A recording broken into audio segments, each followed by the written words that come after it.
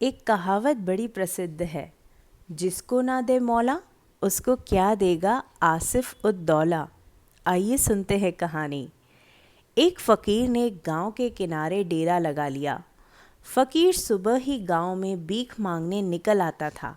इसी गांव में एक दिन उस रियासत का एक कारिंदा आया। इस गांव में फ़कीर को भीख मांगते देखकर उसे अचरज हुआ। यह गांव आसिफ उद दौला की रियासत का था और उसकी रियासत में कोई भीख नहीं मांगता था। नवाब आसिफ उद दौला भीख मांगने वाले को इतना दे देता था कि वह दोबारा उसकी रियासत में भीख नहीं मांगता था। उस कारिंदा ने फ़कीर से कहा, आप नवाब आसिफ उद दौला के पास चले जाइए। वे आपको इतना देंगे कि आपको फिर भीख मांगने की ज़रूरत नहीं पड़ेगी। नवाब के बारे में कहा जाता है, जिसको ना दे मौला उसको दे आसिफ उद दौला। उस कारिंदा की बात सुनकर वह फ़कीर हंस दिया। उसने कारिंदा से कहा, जिसको ना दे मौला उसको क्या देगा आसिफ उद दौला। दूसरे दिन कारिंदा ने यह बात नवाब साहब को सुनाई। नवाब साहब शुक्रवार को भिखारियों को खैरात बांटते थे।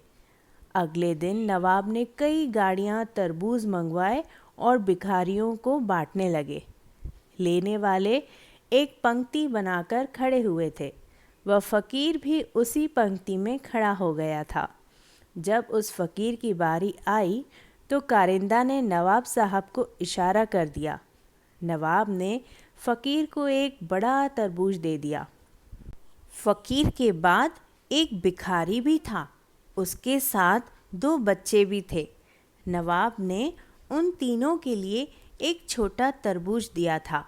वह फ़कीर जाते हुए उस भिखारी को रोका और कहा, भाई, तुम्हारे साथ 2 बच्चे हैं, इसलिए तुम यह बड़ा तरबूज ले लो।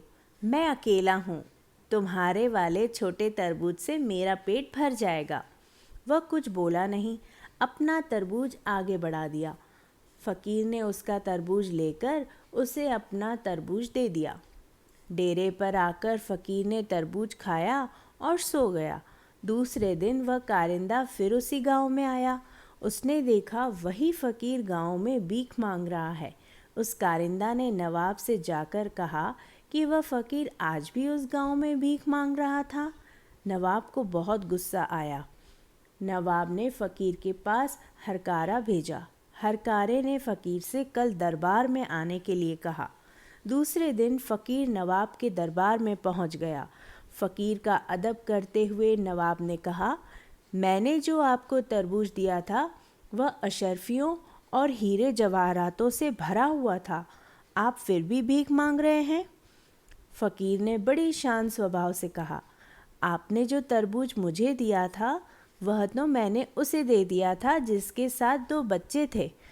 मैंने उसका तरबूज ले लिया था और शाम को ही खा लिया था। जो आपने अशरफियों और हीरे जवाहरात वाला तरबूज दिया था वह मुझे थोड़े ही दिया था, वह तो उस भिखारी को दिया था, सो उसके पास चला गया। जब फ़कीर चला गया तो नवाब आसिफ उद दौला को कारिंदा से कही हुई उसकी बात याद आती रही, जिसको ना दे मौला उसको क्या देगा आसिफ उद दौला। दोस्तों, इसे हमें यही शिक्षा मिलती है कि अगर भगवान ने हमारे भाग्य में लिखा है तो कोई छीन नहीं सकता, और अगर नहीं लिखा तो कोई इंसान दे नहीं सकता। कुछ परिस्थितियाँ आती हैं तो हम यह सोचते हैं कि अगर फलां व्यक्ति हमारी मदद करता तो हम सफलता प्राप्त करते और उस परिस्थिति से निकल आते। लेकिन सत्य तो यह है कि परमात्मा ही किसी न किसी व्यक्ति को निमित्त बनाता है और हमारा काम हो जाता है।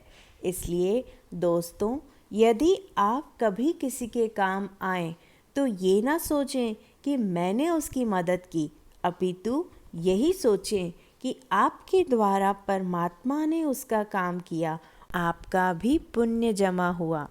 तो दोस्तों, इसी तरह की कहानियाँ सुनने के लिए आप इस चैनल को लाइक, शेयर और सब्सक्राइब करना ना भूलें।